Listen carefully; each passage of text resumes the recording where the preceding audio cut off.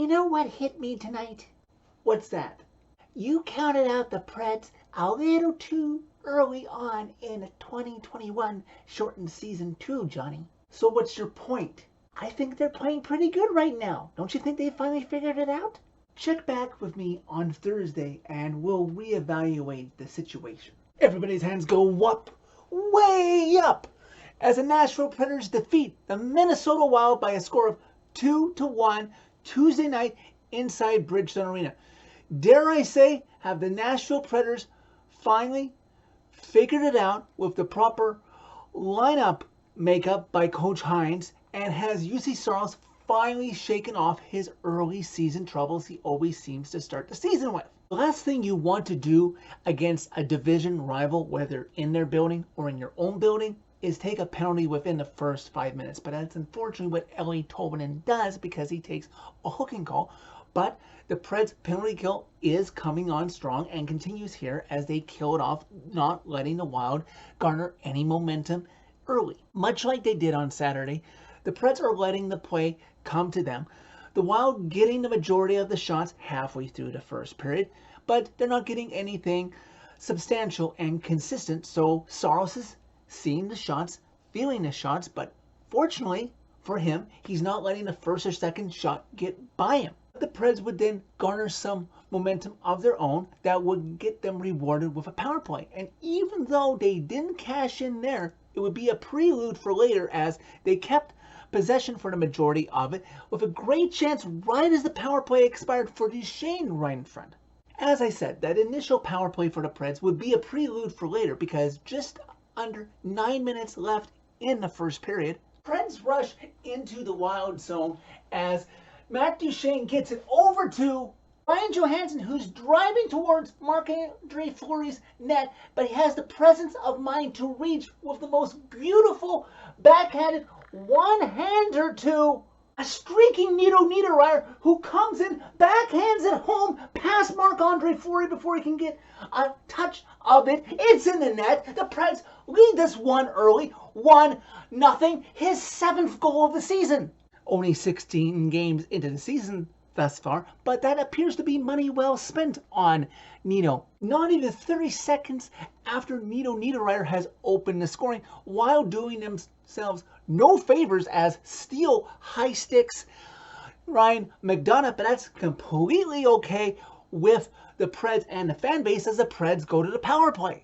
Preds with some quick, crisp passing, and on one of the quickest conversions I've ever seen the Preds convert on a power play. Not even 25 seconds into it, number 95, Matt Duchesne, on a pass from Ryan Johansson, one-times it through a partial screen past Marc-Andre Fleury. The Preds are already up 2-0. Then with about 6 minutes left to go in the first period, this game starts to progress into the classic Preds Wild hockey that we all know and love, as Middleton asks Cole Smith for a fight, as obviously Middleton is annoyed with how his team is playing right now. The rest of the Wild bench probably is too.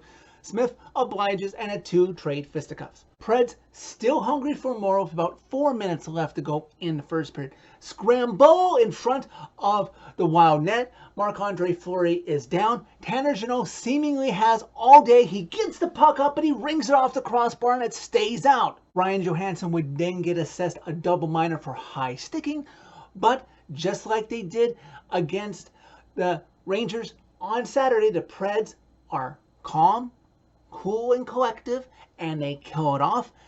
They get outshot massively against the Wild, just like they did in periods against the Rangers, but they have a rock star goalie net who's coming into his prime season form. The Preds maintain their 2-0 lead after first. The Wild trying anything to spark their team at this point, as Foligno and Liaison get into a scrap, as these teams really start heating up into this classic Preds Wild rivalry that would be something if they ever played in a playoff series. Saros getting into finer form with a great screenshot save on Duhaime of the Wild about 4 minutes into the second period. Preds continue as they would eventually kill all 5 Wild power plays in this game, including a silly, neglectful Preds too many men on the ice penalty that was served by Nino Niederreiter. The Wild still generating a massive lead in shots, but just about halfway through the second,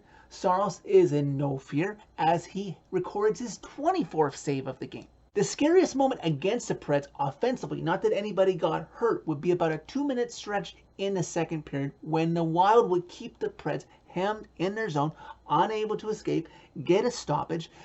Wild getting some looks, but maintaining possession, including a moment where Jeremy Lauzon's stick breaks and Eeli Tolvanen has to give him his because, you know, in those situations, it's more important for the defenseman to have a stick. Finally, Saros is able to get a stoppage, cover the puck, no damage done. In moments like that, as the Preds demonstrated, it is important to stay calm when one of your teammates has a broken stick, because if you get too aggressive trying to defend, trying to get a stoppage, trying to get a puck out, that's when you can create wider passing lanes and shooting lanes for the opponent to score.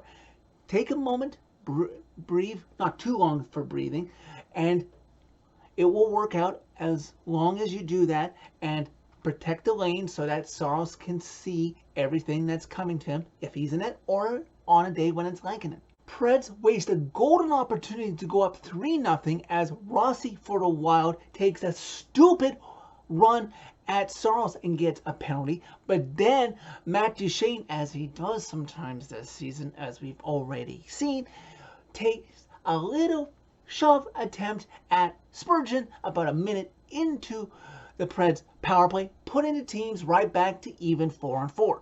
While getting a little unraveled because about 7 seconds left to go in the 4-4, they take too many men on the ice because they forget that it's 4-4 and not where you can have 5 guys on the ice, giving the Preds a temporary 4-on-3 power play. They don't score. They get their last remainder power play of it when Duchene comes back out. No more scoring in the second period. Preds maintain their 2-0 lead. Finally, though, the Wild find a little bitty hole in Saros' armor early on in the third period because just about 30 seconds into that final frame, a former Pred who is used to scoring against his former team, Freddie Gaudreau, gets set up, and Juuse, who plays his part right, playing the pass, stayed in the right position, so Gaudreau was able to shoot it, get it by Saros on a goal he probably would like to have back. His one blemish of the game, as we would soon see. Wild cut into the Preds lead. Preds now lead 2-1. Just about 4 minutes into the third period, Matt Duba trying to defend, trying to get the puck out of his own zone. It goes straight out. He insists to no avail to the refs that it hit the glass first. They reviewed it and said, nope, it went straight out. The Preds would get a power play and Preds would get a close call to try and get Freddie Gaudreau's go right back in their favor and go back up 3-1 as Philip Forsberg sets up Colton Sissons, but they're denied by Marc-Andre Fleury. Jeremy Lauzon, who recently likes going to the penalty box a little bit too much, but that penalty bends but does not break the Preds. They kill it off, gaining some momentum as this train is getting closer and closer to the 60-minute final of the third period, with hopefully the Preds getting a win in regulation. We've got Boldy for the Wild getting a close call from behind Saros' right of the net, out in front, but Saros keeps it out. We then reach the 3-minute mark of the third period, Preds maintaining their 1-goal lead. Then their 2-minute mark, they get an offensive zone face-off the Wild do in the Preds zone, and they pull Marc-Andre Fleury, begging for a miracle. The Wild's closest call that late in regulation with about 90 seconds left to go is Eriksson Ek right in front of Saros, but he's down and keeps the puck and he shuts the damn door. Now there's 1 minute left to go in regulation as Paul McCann makes the announcement on the PA system inside Bridgestone Arena.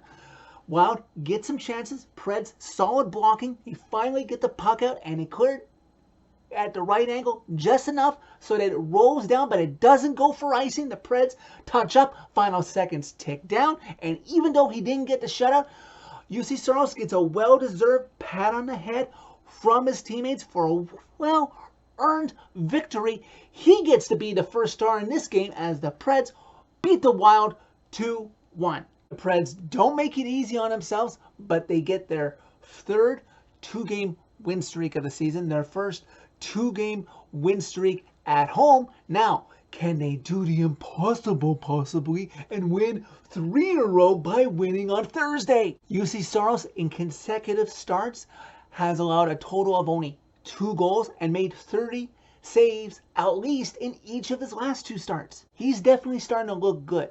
Hopefully he finally earns that elusive first goose egg of the season. Congrats to Matt Duchene on earning career point 700 in this game. Preds 5-game homestand with Game 3 continues on Thursday against the Islanders, a team they usually, knock on wood, perform well against at home. Let's see if this luck can continue and it's another step forward, not 2 steps forward and 1 step back again. And hey, Preds Nation, for those like me who are also a Preds fan and root for two-tone blue, yes, I know we're going to have a very busy night on Thursday with our eyes on 2 games and our hearts invested in 2 games. Brace yourself. Hopefully it's a successful night in Green Bay and at 501 Broadway. So that's it for this video. Thank you very much for watching. As always, click a like if you like this video. Click subscribe if you really like it.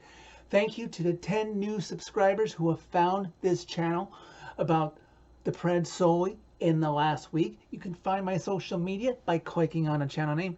Tell all your friends about Predemption, and maybe this team can finally show us that they can win 3 in a row on Thursday.